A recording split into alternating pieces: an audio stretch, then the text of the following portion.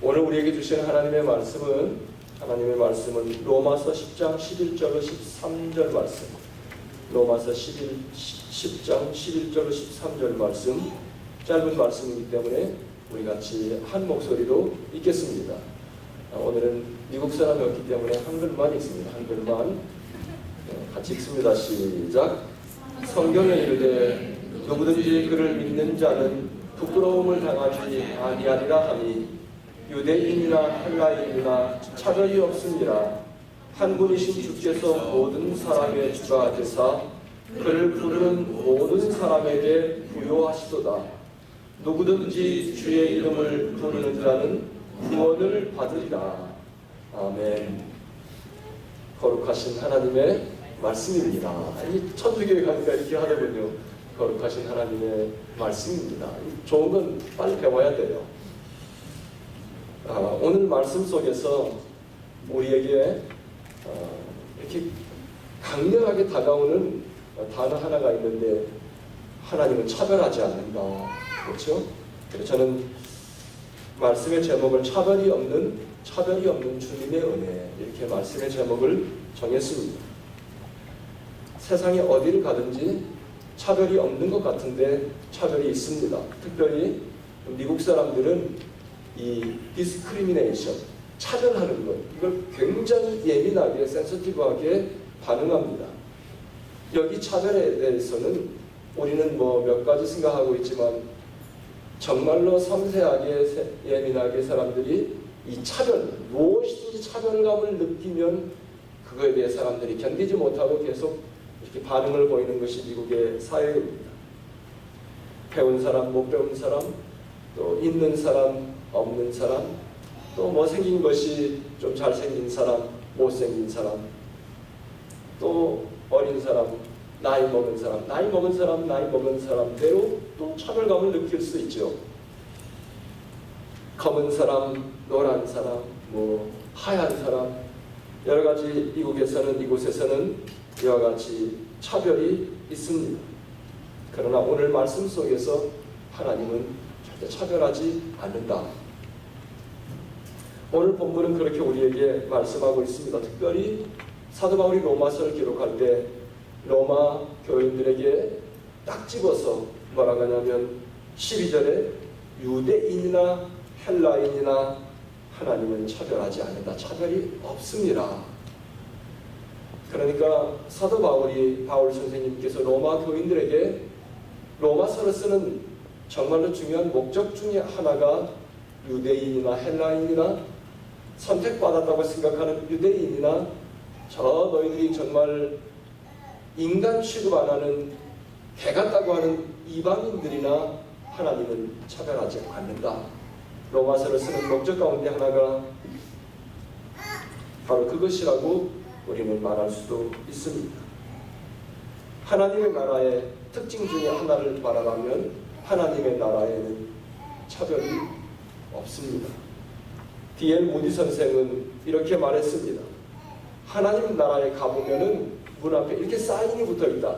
뭐라고 사인이 붙어있냐면 아무나 오게, 아무나 오게. 하나님의 나라는 아무나 오라. Everybody, anybody. 누구든지, 죄가 있든지 없든지 누구든지 오라. 이렇게 사인이 붙어있다고 말할 정도로 성경은 우리에게 아무나 오게 이와 같이 말씀하고 있습니다. 성경은 어리다고 거절하지 않습니다. 또 나이 먹었다고 거절하지 않습니다.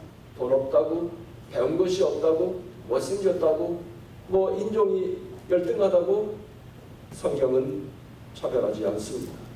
오늘 말씀 속에 요란히 이 세 구절밖에 안 돼요. 그런데 거기에 누구든지, 또 모든 사람, 또 차별이 없다, 이런 말씀들이 우리가 피할 수 없을 만큼 매 구절마다 우리에게 계속해서 말씀하고 있습니다. 바울 선생님은 로마 교우들에게 하나님이 차별하지 않고 있음을 이처럼 강력하게 도전하고 있는 것입니다. 다시 한번 말씀을 제가 이렇게 간단하게 읽어보겠습니다. 하나님은 성경에 이르되 누구든지 그를 믿는 자는 부끄러움을 당하지 않는다. 특별한 사람만 아니, 누구든지 주님을 믿는 사람은 부끄러움을 당하지 않는다. 12절, 유대인이나 헬라인이나 차별이 없다. 그 다음에 한 분이신 주께서 모든 사람의 주가 되었다. 모든 사람의 주가 되었다. 그 다음에 그를 부르는 모든 사람에게 부여하시다. 그 다음에 13절, 누구든지 주님의 이름을 부르기만 하면 구원받는다. 여러분, 이 짧은 세 구절 속에서 정말로 강력하게 한 타겟을 향해서 사도 바울은 계속 집중적으로 피할 수 없도록 이렇게 말하고 있지 않나요? 절대 교회에서, 하나님의 나라에서는 차별이 없다. 하나님 차별하지 않는다.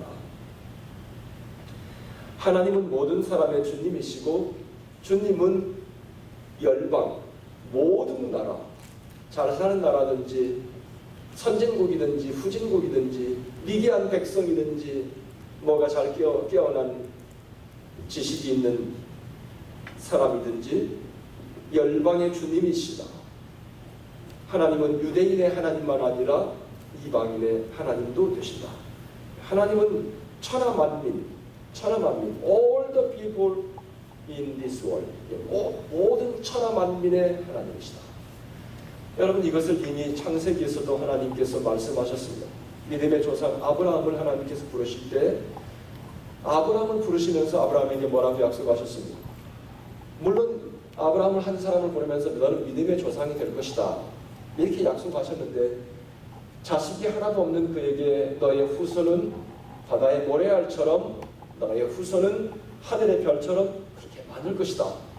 그러면서 22장 18절에 보면 하나님께서 아브라함도 이해할 수 없는 말씀을 아마 하셨다고 저는 믿습니다. 창세기 22장 18절에 보면 내 씨로 말미암아, 같이 읽어요. 시작. 천하 만민이 복을 받으리니. 창세기 22장 18절에 내 씨로 말미암아, 아브라함이 이 말씀을 받으면서 이 말씀을 이해했는지 모르겠어요. 나는 아마 확신컨대 이해 못했을 거예요. 아브라함이 내 씨로 말미암아 지금 자식이 없어서 하나님 내 이 재산을 내 종 엘리에셀에게 물려줘야 될 것 같습니다. 이렇게 하고 있는데 무슨 내 씨로 말미암아 천하 만민이 복을 받는다? 아브라함이 나는 이 말씀, 이 하나님의 픽처를 이해하지 못했다고 저는 믿습니다. 그럼에도 불구하고 하나님께서는 알아듣든지 못 알아듣든지 내 씨로 말미암아 천하 만민이 복을 받는다.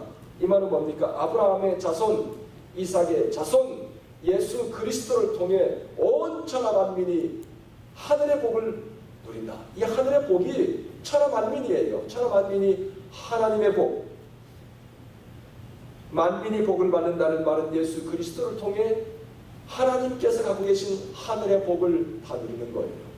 오늘날 여러분, 예수 그리스도가 오기 전에는 이 하늘의 복이 히브리인들에게만 제한되어 있었어요. 왜냐하면 다른 사람은 몰랐으니까. 이 사람들이 모세를 통해 주신 생명의 율법을 통해 하나님 앞에 나아가는 제사를 통해 죄 용서받고 이런 모든 걸 알고 있었지만 예수 그리스도를 통해 그 생명의 복음이 온 열방에 열려지는 놀라운 계기가 되었습니다. 과연 여러분, 하나님께서 아브라함에게 약속할 때 천하 만민의 내 씨로 말미암아 복을 받을 것이다 말씀하셨을 때 이해했을까요? 어찌됐든 이해하거나 못하거나 하나님께서는 창세기부터 천하 만민을 사랑하는 만민의 마음을 갖고 계셨습니다. 또 솔로몬이 성막의 시대를 접고 성전을 지었던 사람은 솔로몬이죠. 아버지 다윗이 저 너덜거리는 성막을 이제 주님이 걷어야 되겠습니다. 성전을 지켰습니다 하니까 나는 피를 많이 흘려서 안 된다. 그리고 그 아들 이제 안 된다니까 아버지 다윗이 다 모든 재료를 다 모아놓고 그의 아들 솔로몬이 하나님의 성전을 지은 다음에 다 지어놓고 그리고 하나님 앞에 봉헌하며 제사드리며 그가 드렸던 기도 내용 중에 열왕기상 8장 41절로 43절에 보면 또 주의 백성 이스라엘에 속하지 아니한 자 곧 주의 이름을 위하여 같이 읽을 그 다음 시작. 먼 지방에서 온 이방인이라도 그들이 주의 크신 이름과 주의 능한 손과 주의 펴신 발의 소문을 듣고 와서 그 다음에 이 성전을 향하여 기도하거든 주는 계신 곳 하늘에서 들으시고 이방인이 주께 부르짖는 대로 이루사 땅에 바칠 것이자 땅의 만민이 주의 이름을 알고 주의 백성 이스라엘처럼 경외하게 하시오며 또 내가 건축한 이 성전을 주의 이름으로 일컫는 줄을 알게 하옵소서. 솔로몬이 하나님의 성전을 지어서 드리면서 이 천하 만민이 주님 앞에 나와 하나님 앞에 예배하는 놀라운 이 영적인 픽처를 그리고 있었다는 거 놀라운 거예요. 하나님의 그림, 천하 만민을 사랑하시는 하나님의 그림이 구체적으로 하나 더 구체적으로 우리에게 보여지고 있는 것입니다. 로마의 성도들은 그러나 복음에 대해서 편견이 있었습니다. 인간은 그만큼 참 불안한 거예요. 그들이 얼마나 사도 바울도 그런 사람이었죠. 그리 편견을 갖고 있는 것이 유대인에 대한 굉장한 자부심과 바리새인으로서 자부심을 갖고 있는 것, 이방인들은 굉장히 편견을 갖고 있는 것이 하나님 앞에 충성한다고 생각했기 때문에 우리의 잘못된 지식은 얼마나 우리를 잘못된 길로 가게 하는지 참 잘 알아야 돼요. 이방인들에 대한 편견과 선입견 로마 교회의 큰 문제였습니다. 그들은 할례 없는 이방인들을 더러운 백성이라 했습니다. 그들은 심하게 무시하게 개같다고 그랬어요. 이방인들을. 그러니 얼마나 가치 있지 않는 것은 물론이고 굉장히 오멸했어요. 더러운 백성들이다.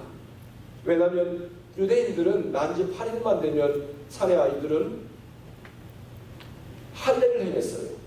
인간의 모든 정욕을 잘라서 이 몸을 나의 일생을 거룩하게 하나님 앞에 드리겠노라 하면서 이 몸의 흔적을 가지고 있는 거예요. 할례가. 그렇기 때문에 그렇지 못한 이방인들을 향하여 유대인들은 굉장히 강력한 영적인 자존심과 그런 자부심이 있었어요. 아무렇게나 산다는 거예요. 바울 선생님은 하지만 로마서를 통해 로마 교인들에게 강력하게 도전하고 있습니다. 하나님은 누구든지 모든 사람 차별이 없다. 차별이 없다. 저는 이 유대인이나 헬라인이나 차별이 없다는 이 12절 말씀을 중심에 여러분 이렇게 명제로 생각을 하면서 이 본문 속에서 세 가지를 찾아봐요. 하나님께서 유대인이나 헬라인이나 차별하지 않고 우리에게 축복하시는 세 가지가 있어요. 첫 번째는 누구든지 주님을 믿는 자는 뭐라 했습니까? 11절에 찾아봐요. 빨리. 제목에 내가 써놨잖아. 뭐라 했어요? 부끄러움을 당하지 않는다. 여러분, 부끄러움을 당하지 않는 거 이게 무슨 축복이냐고 생각할 수 있죠. 예수 믿으면 유대인이나 헬라인이나 부끄러운 인생이 되지 않는다. 여러분, 이것이 얼마나 놀라운 축복인 줄 아십니까? 우리는 이 말씀을 더 살펴봐야 돼요. 11절에 보면 성경에 이르되 누구든지 그를 믿는 자는, 이 말은 예수 믿는 자는 부끄러움을 당하지 아니하리라. 이게 우리의 인간의 언어는요, 하나님의 오묘한 세계를 표현하기에 대단히 제한되어 있어요. 그렇기 때문에 성경에 많은 버전들이 나와요. NIV 성경은 그를 믿는 자를 trust, 그 의지하는 자. 그렇지만 New American Standard Bible은 believe, 믿는 것, believe 한다는 좀 믿는다는 뜻이 더 강하죠. trust는 의지한다. 뭔가 이렇게 기댄다. 누구든지 주님을 의지하고 주님을 믿는 사람은 NIV 성경은 never be put to shame, 결코 그의 일생은 부끄러운 인생이 되지 않는다. 그렇죠?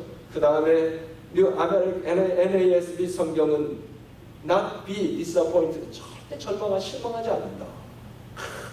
여러분, 이 언어의 묘미가 저는 이런 말씀을 성경을 본문을 보면서요, 이렇게 다른 버전들을 봅니다. 많이 봅니다. 재밌어요. 은혜가 더 있어요. 같은 하나님의 말씀이라도 단어에 따라서 우리에게 얼마나 생생하게 주의 말씀이 다가오는지 모릅니다. 주님을 믿는 자는 결코 부끄러움을 당하지 않는다. 주님을 믿는 자는 결코 치욕을 당하지 않는다. 주님을 믿는 자는 절대 실망하지 않는다. 이 말 아니에요. 나는 주님을 믿고 의지하며 단 한 번도 주님께서는 내 마음을 섭섭하게 하지 않았다. 뭐 이렇게 이런 말씀이 있지 않겠어요? 나는 지금까지 제가 중반을 넘어가고 있는데 50평생 거의 어려서 홀리게부터 지금까지 교회에서 자랐어요. 청소년기를 넘기고 잠깐 동안 내가 흔들린 적이 있지만 나의 일생은 전부 교회에서 거의 주님을 바라보고 예배하고 말씀을 공부하고 이것이 나의 일생의 전부예요. 그러나 내 일생 지금 돌아보면 한 걸음 한 걸음 주님께서 내가 주님 앞에 주님을 믿고 의지하고 나갈 때 한 번도 나를 섭섭하게 해본 적이 없다는 거예요. 이것이 사도 바울이 지금 유대인이나 헬라인이나 모든 사람에게 동일하게 주시는 하나님의 차별이 없는 은혜다, 이렇게 강조하고 있는 것입니다. 때로 하나님께서 나로 하여금 눈물의 강을 건너가게 하시고 앞이 보이지 않는 캄캄한 고난의 터널을 지나게도 하셨지만 그때는 불평도 나오고 원망도 되고 했지만 지나고 나니까 하나님 그 시간이 나에게 얼마나 나에게 필요한 시간이었는지, 그 시간이 나의 평생을 지켜주는 토대, 파운데이션이 되는 축복의 시간이 되었다. 할렐루야. 얼마나 감사합니까? 하나님은 절대 우리를 부끄럽게 하지 않고 하나님은 절대 내 마음을 주님을 믿고 신뢰하고 나아갈 때 내 마음을 실망시킨 적이 없다. 내가 주님을 믿고 나아갔더니 하나님은 한 번도 내 마음을 섭섭하게 안 하시더라. 최용덕 씨가 쓴 복음성가, 우리가 많이 부르는 복음성가예요. 오 신실한 신주. 나 이거 가사 좋아해요. 나 이 찬송가 잘 불러요. 하나님 한 번도 나를 실망시킨 적 없으시고 언제나 공평과 은혜로 나를 지키셨네. 오 신실하신 주, 오 신실하신 주, 내 너를 떠나지도 않으리라, 내 너를 버리지도 않으리라. 약속하셨던 주님, 그 약속을 지키사 이후로도 영원토록 나를 지키시리라 확신하네. 2절, 지나온 모든 세월들 돌아보아도 그 어느 것 하나 주의 손길 안 미친 것 전혀 없네. 오 신실하신 주, 오 신실하신 주, 내 너를 떠나지도 않으리라, 내 너를 버리지도 않으리라.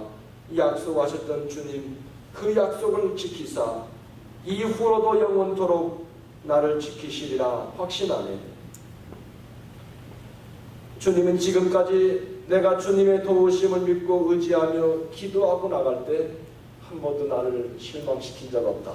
이 말씀 첫 번째, 주님을 믿는 자, 유대인이나 헬라인이나 모든 사람에게 차별하지 않고 하나님께 주신 은혜가 주님을 믿고 나가면 우리를 부끄럽게 하지 않는다. 비천한 인생이 존귀한 인생으로 바뀌어진다. 생각해봤어요. 저는 자라기를 제가 중학교 때까지 시골에서 자랐어요. 내가 계속 그냥 시골에 있었더라면 내가 어떻게 되었을까? 아마 지금 목사 된 거 보니까 목사 되었겠지. 그런데요, 한편으로 시골에서 있으면서 희망 없이, 저는요 굉장히 단순한 사람이라 뭐 하나 알면 그거밖에 몰라요. 그러니까 하나님께서 나 같은 사람을 목사라 불렀나 봐요. 불러서 그냥 그거밖에 모르고 계속 그 길로만 가요. 저는 이단에 빠져도 이단의 골수가 되었을 거야 아마. 하나님께서 저를 사랑하셔서 제가 침례교도 기독교 한국 침례교인지 저 유병원 씨의 침례교인지 어떻게 제가 하용케도 이 복음적인 침례교에 와 있는 것만 생각해도 할렐루야 감사해요. 그때 제가 침례교를 갔을 때요, 침례교가 이단이랑 같은 사람들이 많이 있었어요. 그런데 가면 갈수록 하나님 복음적인 침례교로 나를 불러주신 하나님께 감사합니다. 나같이 우둔한 것, 나같이 천한 것, 잘 깨닫지 못하고 뭐 하나 알려주면 그게 전부로 알고 그냥 나가는 인생. 시골에 있었으니까 그냥 거기서 농사가 천직으로 알고 또 농사 짓고 있었는지도 몰라. 그런데 하나님께서 하나님 바라보고 나가니까 목회자가 사람에 따라서 화려한 목회자도 있지만 저는 목사 된 것에 대하여 참 감사합니다. 깨끗하게 나의 일생을 주님의 일을 위하여, 예수를 위하여 나의 일생을 바치려 합니다. 후회 없어요. 우리 교회에 하나님께 나에게 맡겨주신 나의 목양지입니다.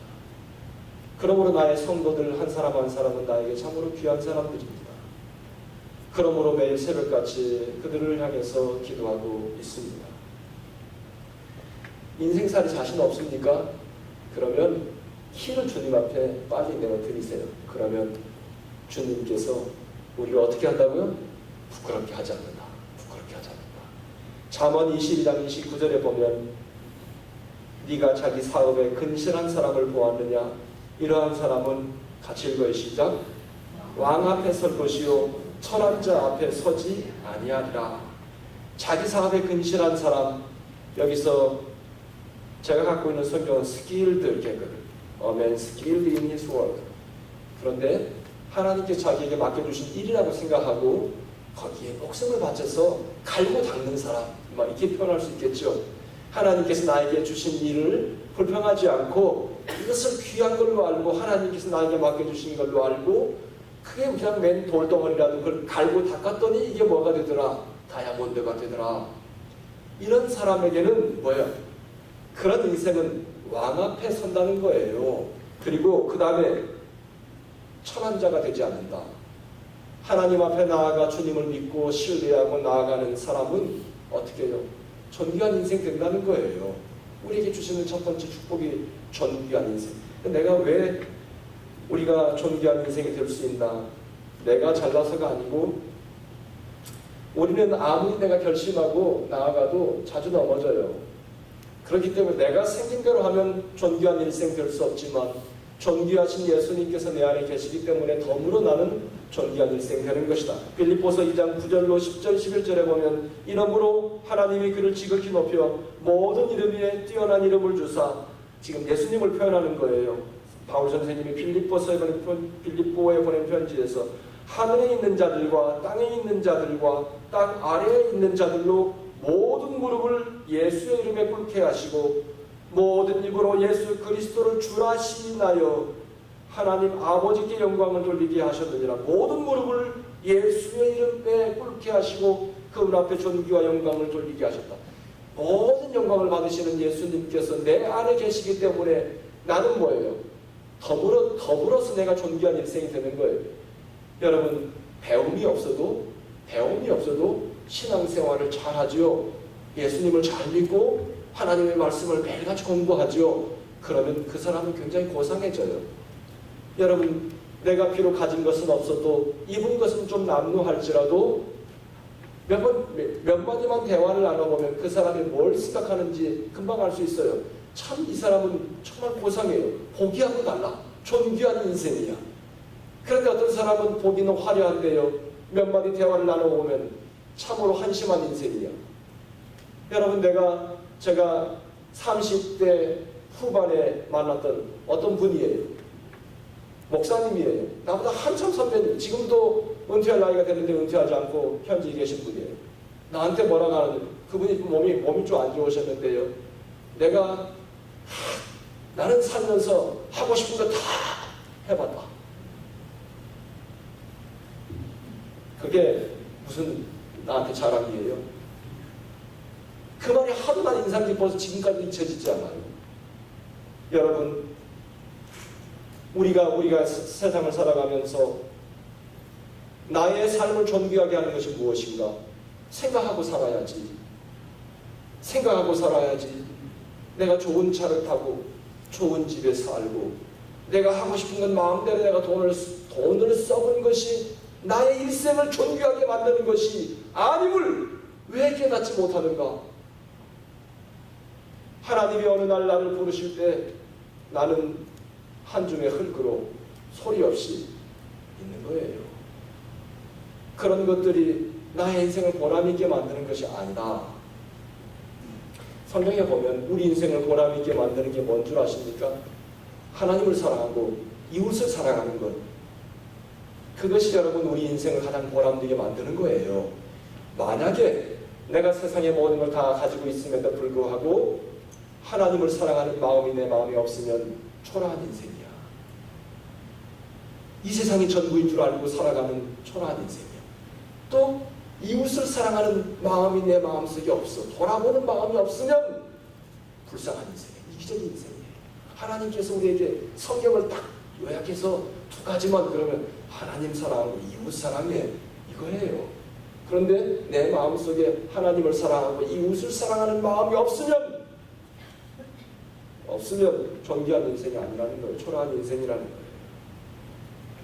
그래서 우리가 존귀한 인생이 될 수 있는 것은 존귀하신 예수님께서 내 안에 계시기 때문에, 그리고 예수님께서 존귀한 생각을 자꾸 갖게 하시기 때문에 내가 존귀한 인생이 되는 거예요. 제가 아주 오래전에 만났던 우리 후배 중에 한 사람이요.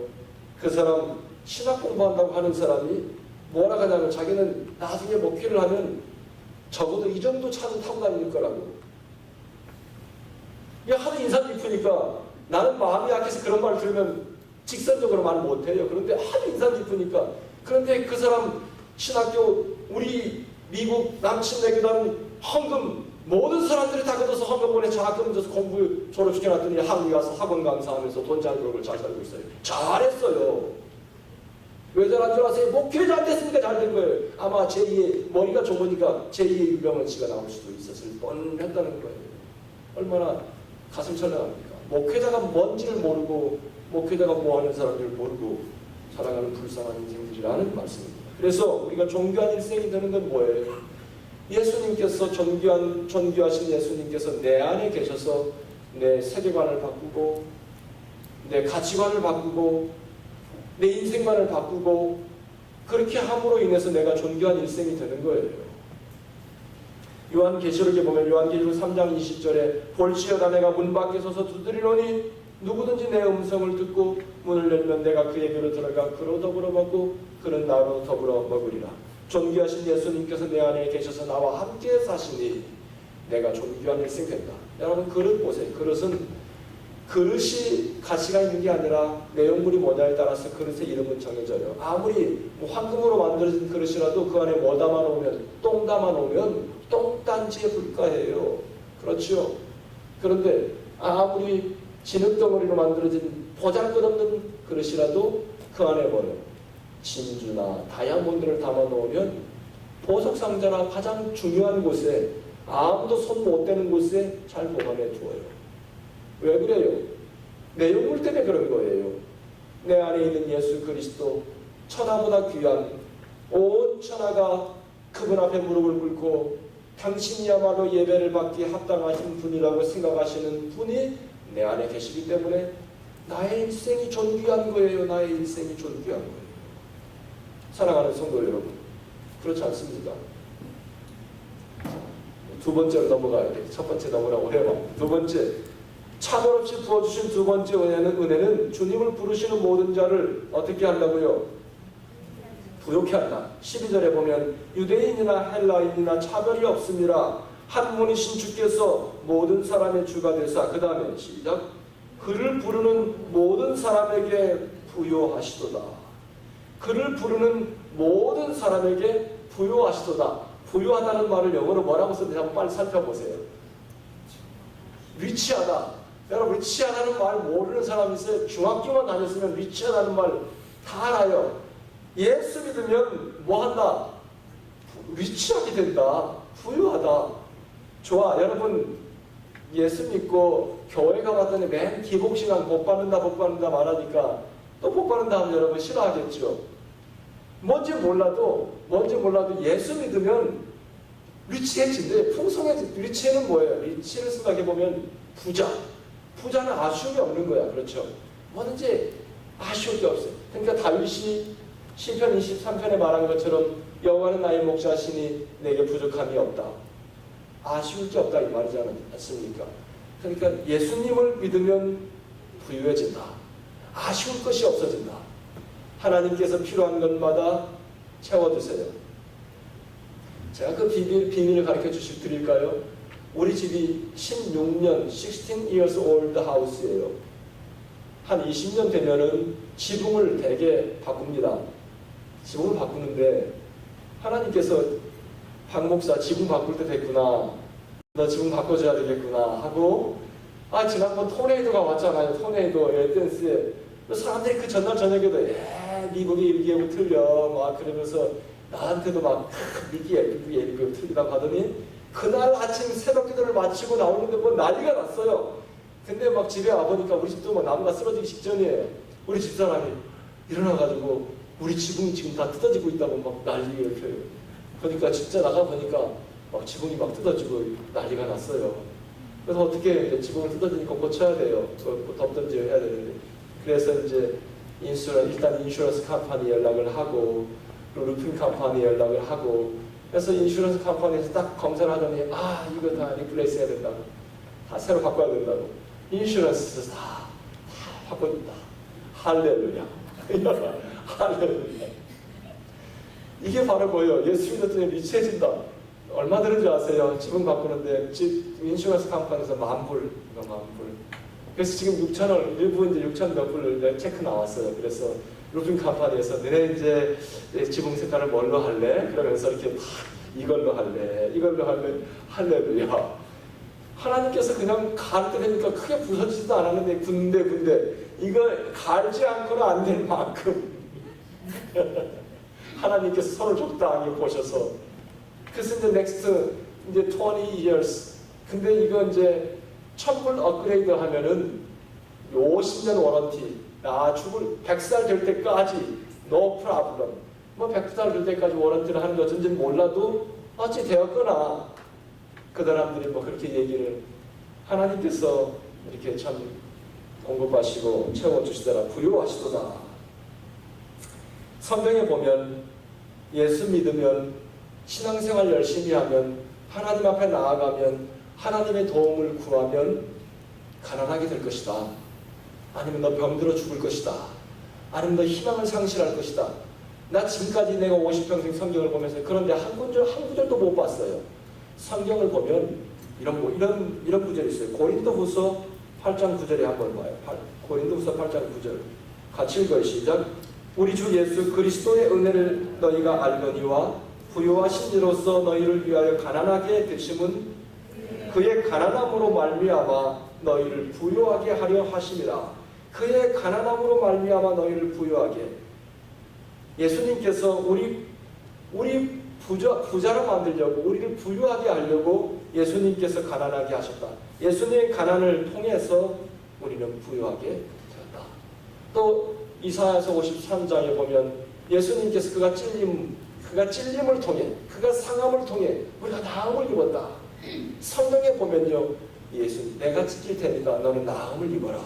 내가 가난하게 될 테니까 넌 가난하게 살지 말아라. 뭐 성경에 그런 말씀 아니에요. 우리가 너 예수 믿어라. 예수 믿으면 네 삶이 소망이 있고 네가 가난에 허덕이던 지질이 가난이 대대로 물려주던 너의 가정이 가난을 벗어나고 소망 가운데 나갈 것이다. 또 그런 말씀 아닙니까?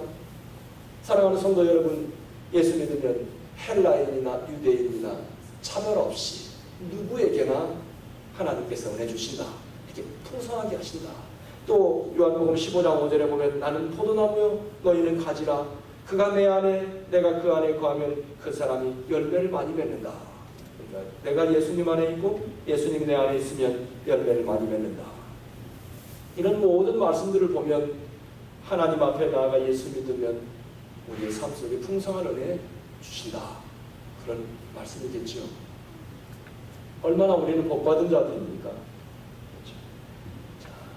우리의 문제는